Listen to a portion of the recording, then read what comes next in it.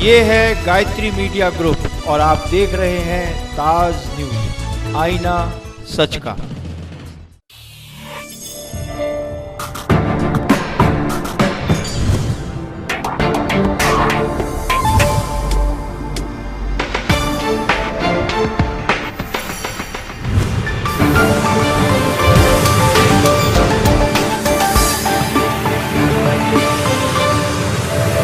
नमस्कार, आप देख रहे हैं ताज न्यूज और मैं हूं नेहा। बुलेटिन की शुरुआत करेंगे विस्तार से, लेकिन आइए सबसे पहले नजर डालेंगे इस वक्त की हेडलाइंस पर। शाहगंज क्षेत्र में कपड़ा व्यवसायी को दिन दहाड़े मारी गोली, मौत के आगोश में सुलाने के बाद बदमाश फरार।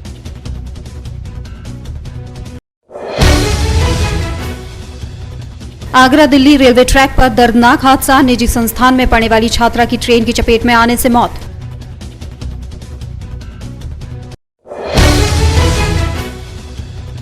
काफी हो हल्ले के बाद विश्वविद्यालय का दीक्षांत समारोह हुआ स्थगित, सपा छात्र सभा ने मिठाई बांटकर की खुशी जाहिर।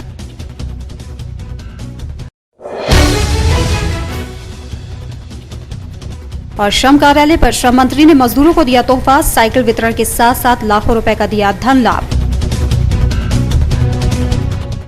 और अब खबरें विस्तार से। शहर में आपराधिक वारदातों का ग्राफ लगातार नई ऊंचाइयां छू रहा है और पुलिस इसे रोकने में लाचार नजर आ रही है।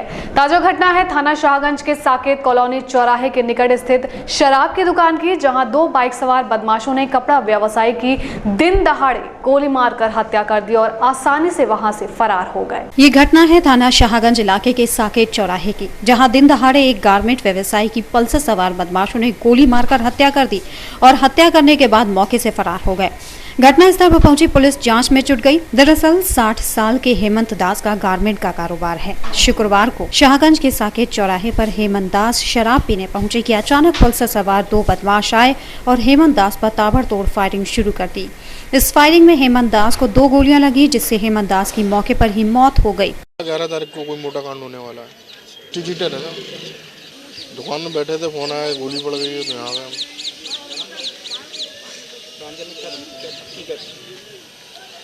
बहुत मोटा कांड होने वाला है। घटना के बाद पहुंची पुलिस जांच में जुट गई और शव को पोस्टमार्टम के लिए भिजवा दिया। मृतक के परिजनों ने इस हत्या के पीछे पुरानी रंजिश की बात कही है, जिसके चलते इस हत्याकांड को अंजाम दिया गया। हेमंत दास नाम के व्यापारी थे और उनको शाहगंज में गोली मारी गई। उस हॉस्पिटल लाते लाते उनको देहांत हो गया। मुकदमा पंजीकृत करा के कार्रवाई कराई जा रही है। रेल में चोरी की वारदातों को अंजाम देने वाले 5000 के इनामी शातिर बदमाश को जीआरपी कैंट पुलिस ने गिरफ्तार कर बड़ी कामयाबी हासिल की। जीआरपी ने इस शातिर बदमाश से चोरी का माल भी बरामद किया है। ट्रेन में चोरी की दर्जनों वारदातों को अंजाम दे जीआरपी पुलिस की नींद उड़ा देने वाले 5000 के नामी शातिर चोर को शुक्रवार आगरा कैंट जीआरपी ने उस वक्त पकड़ लिया जब वो चोरी का माल लेकर जा रहा था। जीआरपी को इस शातिर चोर की पिछले काफी दिनों से तलाश थी और कई टीमें इसकी तलाश में सरगर्मी से लगी हुई थी। जीआरपी को लगता है कि इस शातिर के पकड़े जाने के बाद ट्रेनों में चोरी की वारदातों में कमी आएगी। पकड़े गए चोर से चोरी का माल भी बरामद हुआ है। ब्रजेश दल है, मंटोला थाना क्षेत्र पड़ता है, नंदराम टीला का है। ये फोर्ट पर इसके खिलाफ गैंगस्टर का मुकदमा पंजीकृत हुआ था जुलाई में, तब से ये फरार चल रहा था और वांटेड था। ये इसमें ही नाम घोषित हुआ था। तो उसके आधार पर जब सूचना मिली है तो इसके आधार पर इसकी गिरफ्तारी की गई है। इसके पास से जो है एक चोरी के एक मुकदमा पंजीकृत था, उसका सामान मिला है और नाजायज चाकू मिली। थाना सिकंदरा क्षेत्र के रुनकता स्थित आगरा दिल्ली रेलवे ट्रैक पर उस वक्त एक दर्दनाक हादसा हो गया जब निजी शिक्षक संस्थान में पढ़ने वाली बीबीए की छात्रा की ट्रैक पार करते समय ट्रेन की चपेट में आने से मौत हो गई। एक कहावत है कि होने को कौन टाल सकता है, और ये कहावत शुक्रवार रुनकता स्थित रेलवे ट्रैक पर हुए हादसे में एकदम फिट बैठती है, क्योंकि इस हादसे का शिकार हुई छात्रा के भाई ने बताया कि मृतका उसके घर से स्कॉलरशिप फॉर्म भरने के लिए निकली थी। यहाँ पहुँचने पर उसने कहा कि वे यहाँ से खुद ही ट्रैक पार कर कॉलेज तक चली जाएगी, जिसके बाद वहाँ से दूसरी तरफ बने फ्लाईओवर से बाइक लेकर वो चला गया। लेकिन जब वो कॉलेज पहुँचा तो उसे वहाँ बहन नहीं मिली। उसने इस संदर्भ में कॉलेज स्टाफ से पता किया, लेकिन स्टाफ द्वारा भी जब कहा गया कि छात्रा यहाँ नहीं पहुँची है तो वो तत्काल उस तरफ दौड़ पड़ा तो देखा कि छात्रा का शत विशत शव ट्रैक पर पड़ा है, जिसको देखकर उसके होश उड़ गए। उसको लेके जा रहा था स्कॉलरशिप फॉर्म भरने के लिए उसका, तो रास्ते में क्रॉसिंग पड़ती है रहने जो, वहाँ से भैया उन्होंने बोला कि भैया ऐसा करो तुम ऊपर से गाड़ी ले आओ, मैं यहाँ से निकल जा रही हूँ, शॉर्ट में मेरा कॉलेज सामने पड़ता है बिल्कुल। तो मैंने उससे बोला भी था कि मतलब कि तू बैठे मेरे पीछे है क्या, दोनों तीनों जन संग चलेंगे। तो मतलब अगर भैया 2 मिनट में पहुँच जाऊँगे, आप ऊपर से आ जाओ। तो वो एकदम निकली है, तो मैं कॉलेज पहुँचा हूँ। कॉलेज में मैंने प्रिंसिपल से बात करी है, प्रिंसिपल ने बोला है कि यहाँ तो आपकी बहन आई नहीं अभी। तो मैंने उसको फ़ोन लगाया है, तो उसका फ़ोन स्विच ऑफ गया है। तो मैं वहाँ से तुरंत भाग के आया हूँ मैं रेलवे पुल पे। रेलवे पुल में देखा है तो उसका बैग साइड में पड़ा हुआ था और उसकी डेड बॉडी साइड में उधर रेलवे पे पड़ी हुई थी। शुक्रवार को श्रम कार्यालय पर साइकिल वितरण समारोह का आयोजन किया गया, जिसमें पहली बार आगरा पधारे प्रदेश सरकार के श्रम मंत्री ने भवन निर्माण मजदूरों को प्रदेश सरकार की कई योजनाओं की जानकारी देते हुए लाखों रुपयों का धन लाभ दिया। वहीं 1500 मजदूरों को साइकिल भी बांटी। सरकार की भवन निर्माण एवं सन्निकार योजना का लाभ मजदूरों को देने के लिए श्रम मंत्री शाहिद मंजूर आगरा पधारे। आगरा में अपने पहले आगमन पर श्रम मंत्री ने 1,35,17,771 रुपए की धनराशि से मजदूरों को लाभान्वित किया, जिसमें मातृत्व हित लाभ, मेधावी छात्र पुरस्कार, सौर ऊर्जा जैसी तमाम धन लाभ योजनाएं शामिल थीं। वहीं इस राशि में 1500 मजदूरों को साइकिलें भी दी गईं, जिसे पाकर मजदूर बेहद खुश नजर आए। श्रम मंत्री शाहिद मंजूर ने कार्यक्रम के दौरान प्रदेश सरकार की आने वाली तमाम योजनाओं की जानकारी मजदूरों को दी और भविष्य में उनका लाभ देने का भी उन्हें वादा किया। 1,40,00,000 रुपए का मजदूरों को इस लाभ की जो योजना है उनके तहत लाभ पहुँचाया। इसमें साइकिल है, मातृ लाभ है, सोलर लाइट है, इन सब योजनाओं में 1,41,00,000 रुपया। और क्या सरकार सोच रही है श्रमिकों के लिए? और हमारे मुख्यमंत्री जी की इच्छा है कि दोपहर का जो भोजन है हम मजदूरों को सस्ते दरों पर बहुत कम दर पर उपलब्ध कराए, जिससे दोपहर का भोजन उनको पौष्टिक मिल सके और उनके बच्चों का जो है वो सही तरीके से। इसलिए तो आज साइकिल मिली, आपको कितनी खुशी है? बहुत खुशी है। इसके लिए पंजीकरण कराया था आपने? कब से पंजीकरण हो रखा है? 3 साल हो गए। सारी योजना को तुम्हें लाभ मिल रहा है? अब मिलेगा, वही पहली योजना है, पहली योजना के तहत लाभ मिला। आपको लाभ मिल गया, अब अपने साथियों से आप बिल्कुल कहेंगे। शुक्रवार को श्रम कार्यालय पर आयोजित साइकिल वितरण समारोह में भव्य पंडाल को लगाया गया, जिसमें प्रदेश सरकार के नेतागण भारी मात्रा में शामिल हुए। श्रम विभाग की तरफ से सभी गणमान्य लोगों को मंच पर स्थान दिया गया, जिसमें कुछ मजदूर नेता भी शामिल थे। कार्यक्रम के दौरान श्रम मंत्री ने सरकारी योजनाओं की जानकारी मजदूरों को दी, उनका लाभ सही और समय पर देने के लिए विभागीय अधिकारियों को आदेश दिए। वहीं विभागीय अधिकारियों द्वारा कोई भी लापरवाही करने पर कड़ी कार्रवाई के आदेश भी दिए गए हैं। श्रम कार्यालय पर आयोजित साइकिल वितरण समारोह में समारोह का विरोध करने और श्रम मंत्री के सामने अधिकारियों की हकीकत सामने लाने के लिए कुछ मजदूर अपने नेता के साथ पहुंचे और श्रम मंत्री को अपनी शिकायतों का ज्ञापन सौंपा, जिस पर श्रम मंत्री ने कार्यवाही करने का आश्वासन दिया है। श्रम कार्यालय पर आयोजित साइकिल वितरण समारोह में प्रदेश सरकार के श्रम एवं सेवा योजन मंत्री शाहिद मंजूर भी मजदूरों को लाभ देने में शामिल हुए, लेकिन जो लाभ वास्तव में सही मजदूरों को दिया जा रहा है, इसकी सच्चाई सामने लाने के लिए और मजदूरों पर फैक्ट्री मालिकों और श्रम अधिकारियों के हो रहे अमानवीय व्यवहार की शिकायत करने के लिए समारोह के बीच में राष्ट्रीय मजदूर कांग्रेस इंटक ने एक ज्ञापन श्रम मंत्री को मंच पर दिया, जिसे लेकर श्रम मंत्री ने उचित कार्रवाई करने का आश्वासन दिया है। दे दी है, ज्ञापन दे दिया आपने? क्या ज्ञापन करके मैंने उनसे कहा है कि आप इनको निवेदन भी किया है कि इस मृतक परिवार को मुआवजा दें और जैसा भी आके आप घोषणा करें। मैंने लास्ट में और भी कई पॉइंट है इसमें हमारे पास में, क्या एक संसदीय मांग पत्र आप स्वीकार करें और आगरा में श्रमिकों के हो रहे अत्याचार के पर रोकथाम लगाएं, लेबर ऑफिस में रोकथाम लगाएं। आश्वासन दिया, आश्वासन मिला है। माननीय मंत्री जी ने कहा, बहुत अच्छा आश्वासन रहा कि आप बिल्कुल बेफिक्र रहिए कि जो भी इस बच्चे के लिए होगा मैं पूरा करूंगा और अभी मैं घोषणा करके ही जाऊंगा उस बच्चे के लिए, मृतक परिवार के लिए जो भी 5 रुपया मांग है उसको मैं पूरा करूंगा। नहीं करते हैं तो आप क्या करोगे आगे पे? फिर मैं आंदोलन करूंगा, उसमें मैं लिखा हुआ हूँ कि मैं प्रथम चरण का आंदोलन प्रारंभ करूँ। जो मजदूर यहाँ पर आए हैं उनके नेता यहाँ पर आ जाते और बता देते, तो भी इतनी मैं सुनता जितनी आप सुन। नहीं तो अब परिवार के लिए क्या घोषणा करके जा रहा है? घोषणा करके जा रहा है परिवार को? मैं देखूंगा विभाग उनको क्या लाभ पहुँचाएगा।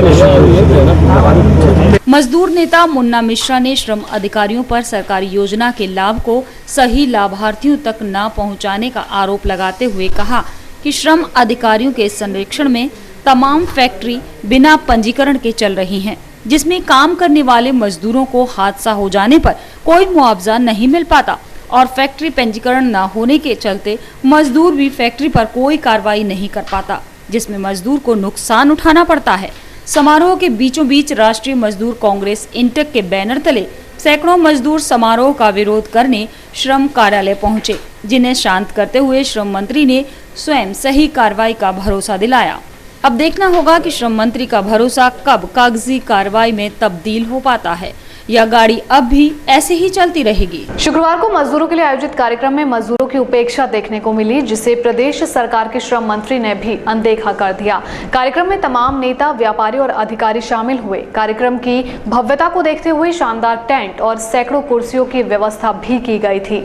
बावजूद इसके इन कुर्सियों पर मजदूरों को स्थान नहीं दिया गया और पूरे कार्यक्रम के दौरान जमीन पर ही मजदूर बैठे रहे। शुक्रवार को मजदूरों को लाभ पहुंचाने वाले कार्यक्रम में मजदूरों को ही उपेक्षित किया गया, वो भी श्रम मंत्री की आंखों के सामने। ये मौका था भवन निर्माण मजदूरों को सरकारी योजना का लाभ पहुंचाने का, जिसमें सुबह से लाभ लेने पहुंचे और कुछ अपनी शिकायत श्रम मंत्री तक पहुंचाने समारोह तक पहुंचे थे, जहां उन्हें घंटों धूप में जमीन पर बैठकर सब्र करना पड़ा। जबकि समारोह में श्रम विभाग ने सैकड़ों कुर्सियों की व्यवस्था कर रखी थी, लेकिन उन पर राजनीतिक, व्यापारी और प्रशासनिक लोगों ने अपना कब्जा कर रखा था। पूछने पर मालूम हुआ ये मजदूर अपने साथ हुए अन्याय के लिए न्याय मांगने मंत्री जी के सामने आए हैं, जिस पर मंत्री जी ने पल्ला झाड़ते हुए गैर जिम्मेदारी भरा जवाब देते हुए अधिकारियों के लिए बोल दिया। सबको अपनी अपनी राजनीति करने का हक है, उनको भी राजनीति करने का हक है। एक समस्या है जिसके मुझे बताना चाहिए था, हमारे अधिकारियों को बताना चाहिए था, और जो मजदूर यहाँ पर आए हैं उनके नेता यहाँ पर आ जाते और बता देते, तो भी इतनी मैं सुनता जितनी आप सुनते। दरखास्त करता हूँ, चाहे समाजवादी पार्टी के नेता है और मजदूरों की समस्याओं के लिए, उनका हक दिलवाने के लिए खुद आगे आओ और उनसे कहो कि तुम्हारी लड़ाई हम लोग हैं, तुम अपना काम करो। अभी विचारों को मिले ना मिले, आज मजदूरी तो न्याय हो, क्या न्याय हो, जो कुछ भी राहत दे सके वो दे सके। मेरी जो सरकारी योजना मजदूरों के लिए, समारोह मजदूरों को लाभ देने के लिए, फिर मजदूरों की उपेक्षा क्यों? ऐसे ही सवालों के जवाब ढूंढते रह गए सैकड़ों मजदूर साइकिल वितरण समारोह के बीच, जिन्हें जवाब तो नहीं मिला, पर मंत्री जी का वो आश्वासन जरूर मिला, जिसे अक्सर सरकारी लोग दिलासा देने के लिए इस्तेमाल करते हैं। फिलहाल कुछ मजदूरों को सरकारी योजना का लाभ मिला है जो खुश हैं, कुछ को आश्वासन मिला है जो मायूस हैं। क्या वाकई में ये समारोह सफल रहा, ये सोचने की बात है। तो बुलेटिन में ले रहे हैं एक छोटा सा ब्रेक, आप बने रहिए ताज न्यूज के साथ। हेडलाइन के प्रायोजक हैं मिडनाइट बाजार।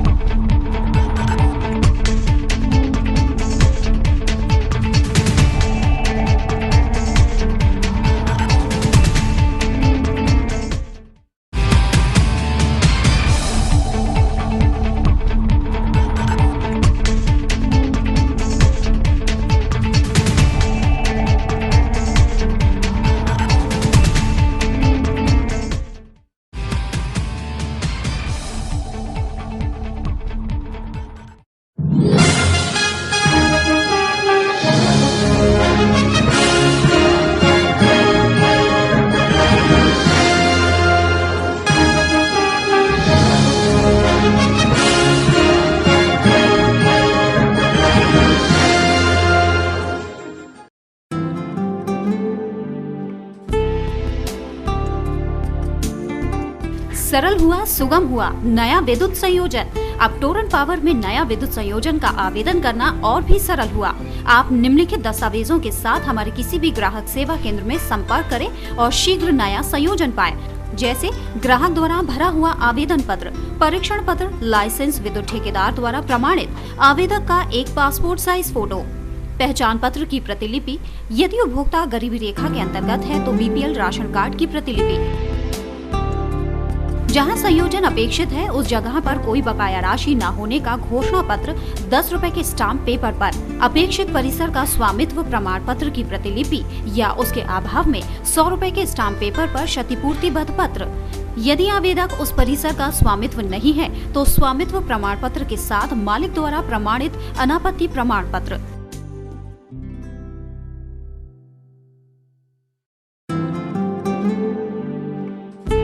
हमारे ग्राहक सेवा केंद्र का पता है पूर्वानंद प्लाजा, राम रघु हॉस्पिटल के सामने, चर्च रोड, आगरा, 49 सदर बाजार, शिवहरी रोड, शॉपिंग आउटलेट के सामने, आगरा और 286 जयपुर हाउस, एडीए कार्यालय के निकट, आगरा। हमारा हेल्पलाइन नंबर है 0562 2424 Sai Asha properties, ADA approved कोठी प्लॉट्स खरीदने व बेचने के लिए संपर्क करें। ताज नगरी 2 में एडीए अप्रूव्ड प्लॉट्स के लिए संपर्क करें।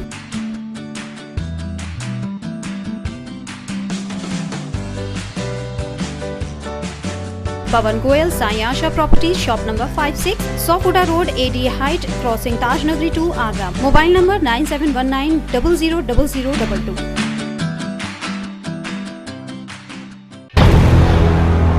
इसी एकता के मंत्र को लेकर के ये देश आगे बढ़े। साइकिल भी सस्ती कर दी। अच्छा, कईयों की चुनाव ऐसे हैं जिसमें टैक्स कमी नहीं कर सकते। मैं केवल मंत्री पद से नहीं, सांसद से भी इस्तीफा देता हूं। संगठन जो है अध्यक्ष का विरोध कर रहे हैं, पार्टी का नहीं विरोध कर रहे।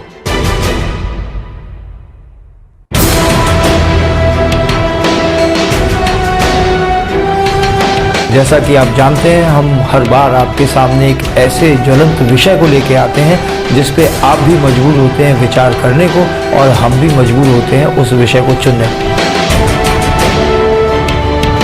क्या हम देशभक्त हैं? प्रश्न के साथ साथ बहुत बड़ा एक विचार मंथन हमें करना है।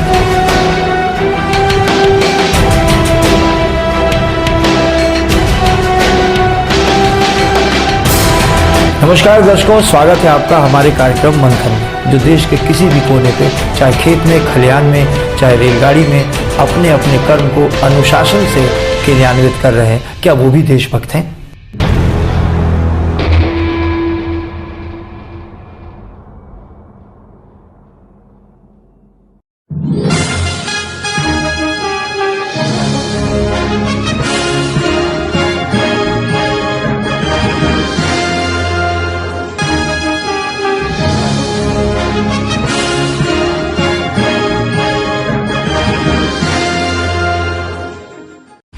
हेडलाइन के प्रायोजक हैं मिडनाइट बाजार।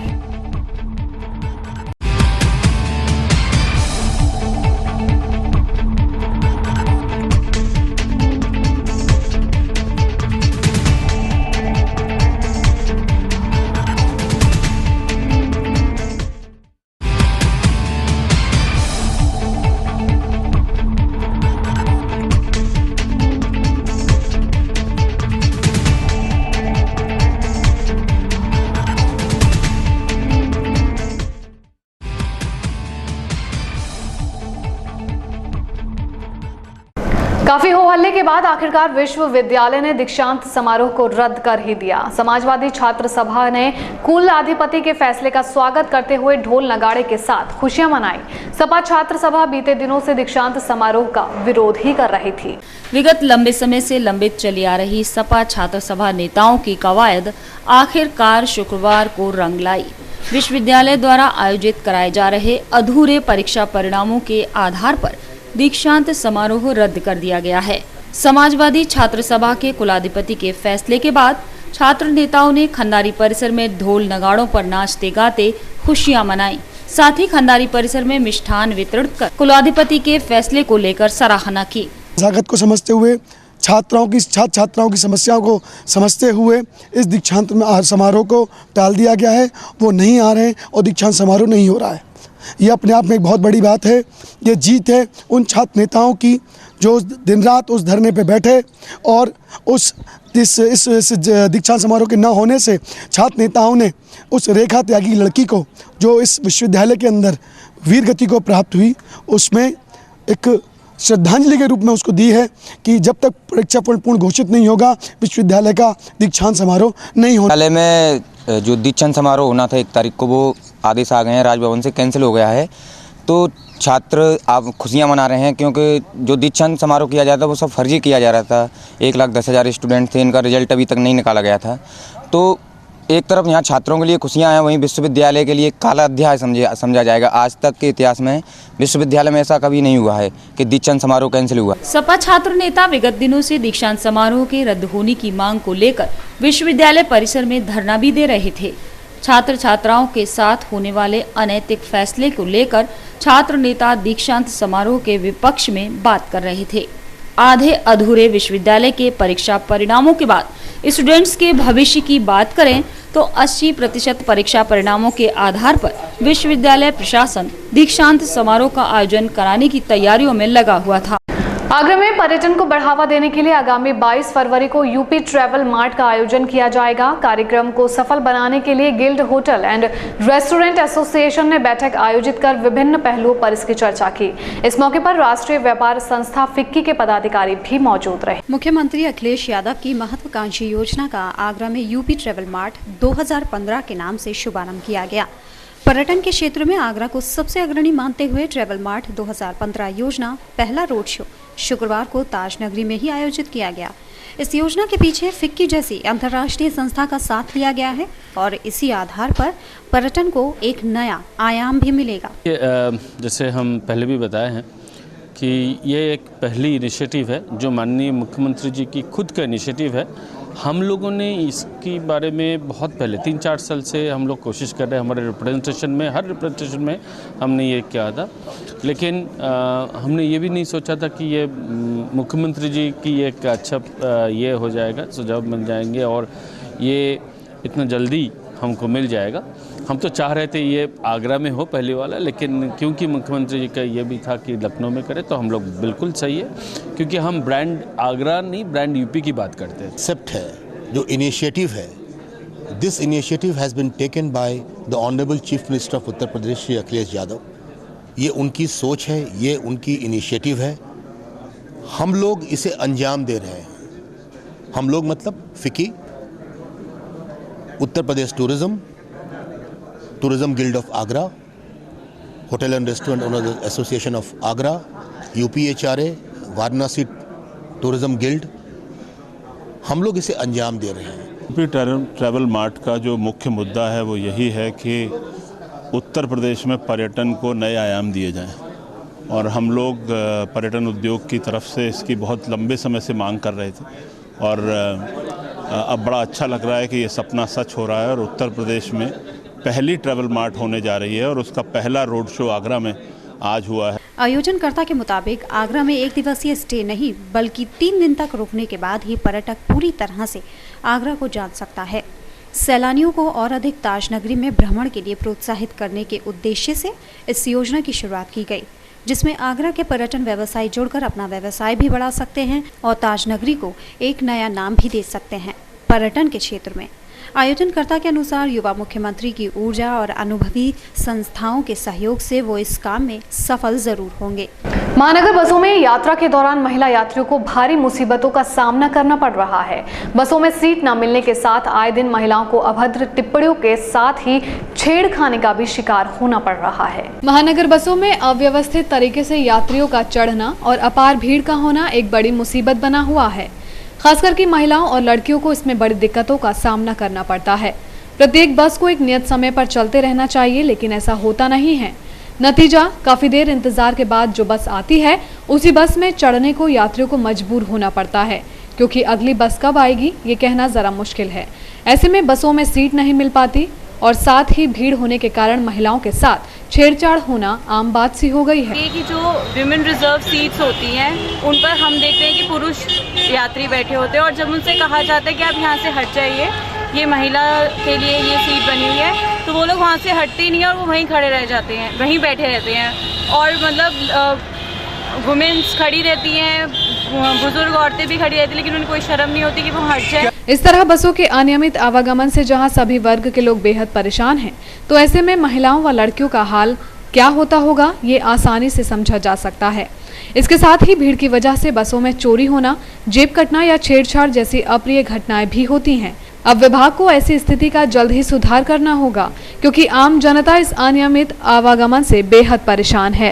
एकलव्य स्पोर्ट्स स्टेडियम में जिला स्तरीय तलवारबाजी प्रतियोगिता का प्रारंभ विधिवत रूप से किया गया। 28 नवंबर से आयोजित हुई 2 दिवसीय फेंसिंग प्रतियोगिता में जिले भर के स्कूली बच्चों ने आकर अपनी प्रतिभाओं को लोगों को दर्शाया और मौजूदगी दर्ज कराई।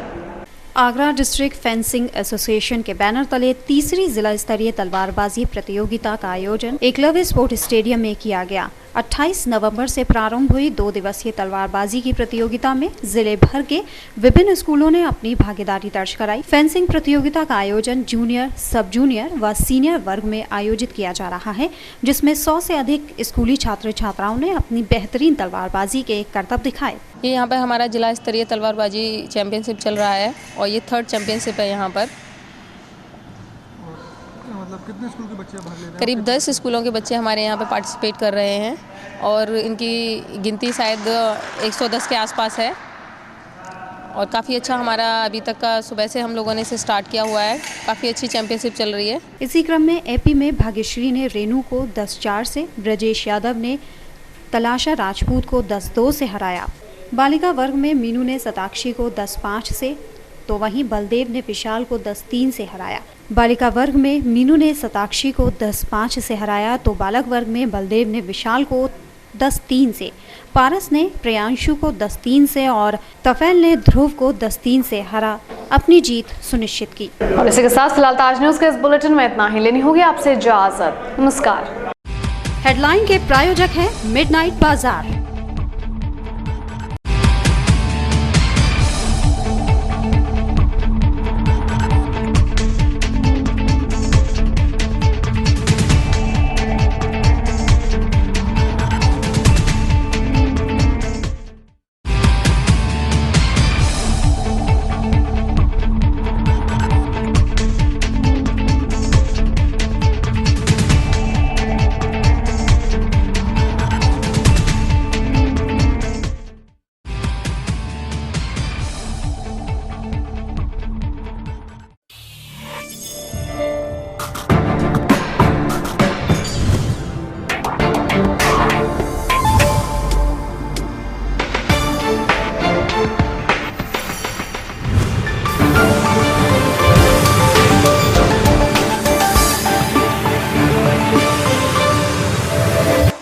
ये है गायत्री मीडिया ग्रुप और आप देख रहे हैं ताज न्यूज, आईना सच का।